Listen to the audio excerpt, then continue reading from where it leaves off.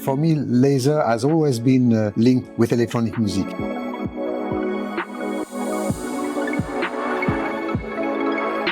Hi everyone.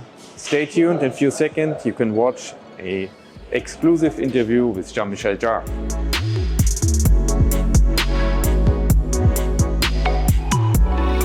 Camera's on? Yeah.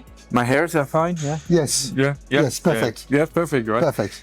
Jean-Michel, Yes. thank you for your time. Looking back, what do you remember most about your first collaboration with us? I think the first collaboration with KVANT was a big relief because for years I was expecting and looking for a partner and became a friend who is able to create actually the right tools for me as a musician, but also as a visual artist. My first experience was in Bratislava, where I was looking for trying to create some graphics at a large scale on building.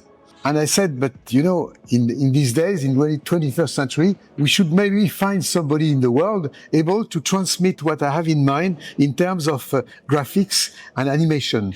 And I've been really impressed by the fact that with KVANT and with your company, suddenly you were able to manufacture and create the hardware and also to use this hardware for creators. So that was really something very important in my life.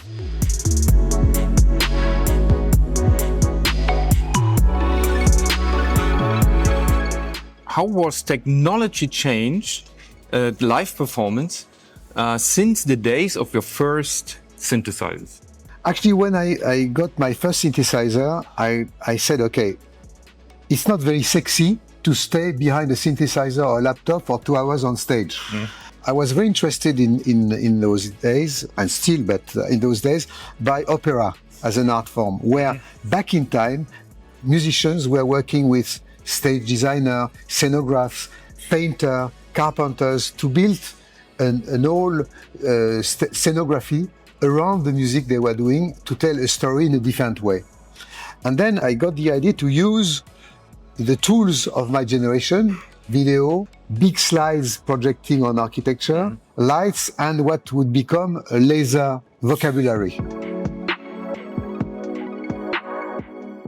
I've been really lucky to go through different disruptive and three different revolutions. One for the analog world with the first synthesizers and the first laser beam or lights. The second one was the emergence of digital with computers, and of course it changed everything for you and for me. And the third one today is also with artificial intelligence and AI. So the evolution since my first synthesizer has been huge in terms of not only the tools, but how sophisticated, how complex we can be, and subtle we can be with the tools.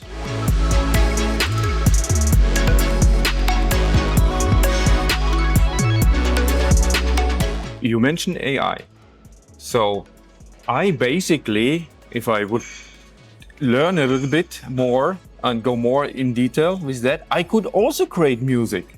So what could you differentiate you and me when I'm creating music with AI? Do you not have fear that the people just listening in the future, just AI music, generated music?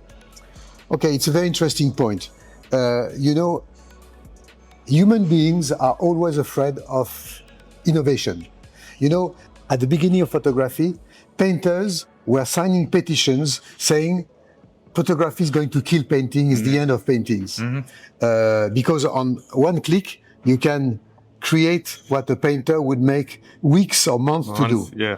And then when I started electronic music, I introduced electronic music in the French Opera House, and some members of the symphonic orchestra were unplugging the PA system, saying electronic music is going to kill orchestras.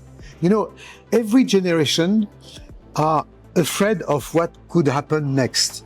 And I think that, that in laser, technology is a catalyst for creating new genre of art form. The letter AI is less artificial intelligence than augmented imagination. Okay. The fact that for me it's an extension of what I can do. And of course, with AI, you can pirate the system and copy some existing music. But you know, this idea was existing far before AI. What makes an artist? His style, his singularity. When you are harvesting AI, you are harvesting the past.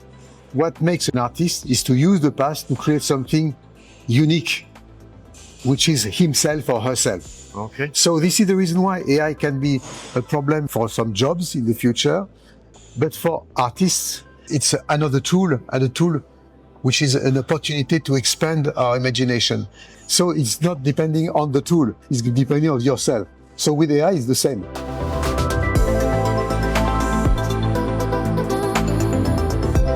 What can you create today that would have been impossible 10 years ago? I think that is the flexibility, the fact that you can play with lights and with lasers like you could play with musical instruments. Before, it was very difficult to create emotions or subtleties. It was on or off, or yes or no. Yeah. And then now, between on and off and yes or no, I'm able, and with technology such as KVANT, for instance, lots of different subtleties, lots of different colors, lots of different shapes, adapted to what I want to express and share with the audience. And of course, AI is changing everything. For me, for the first time for this show, I'm using AI live to transform anything live and not pre-recorded. And that's something that, of course, AI technology is allowing to do, and that, of course, 10 years ago would have been impossible.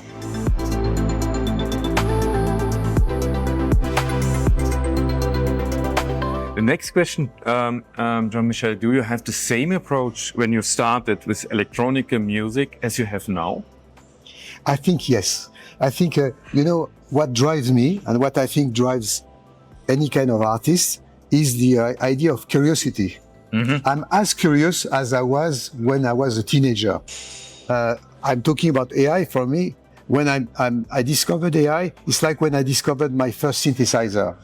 And also with the same enthusiasm, but also the same excitement by trying to discover something new. And I'm not afraid of the future, because I think the future is, by the end of the day, what we are going to do with this. So I have the same enthusiasm about technology, because technology for me is a way to surprise myself.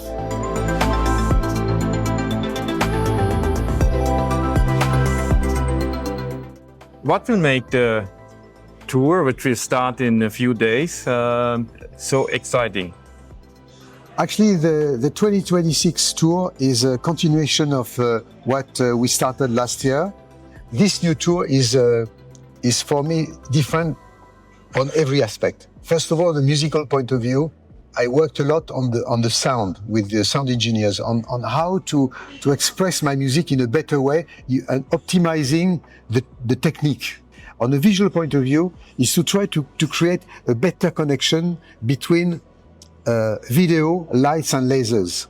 Like, an existing score for a conductor. Every conductor can play with an orchestra, and every time it's going to be different. And what makes a great conductor from a standard one is actually he has a specific vision. And even if it has been played 1,000 times, he will be able to find another angle to make it even more exciting. And this is exactly the situation I'm in for this 2026 tour.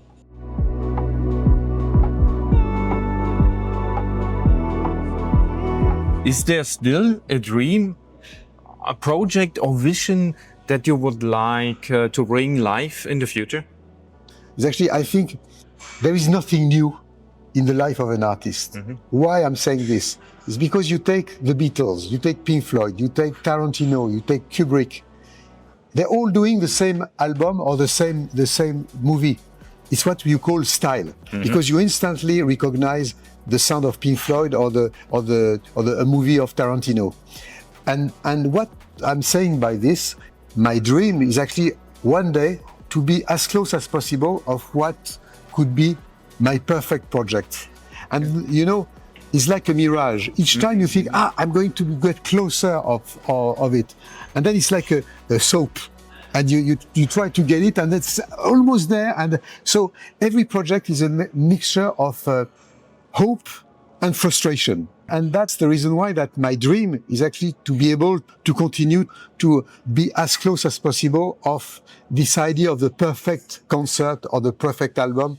I hope I will be able to make one day.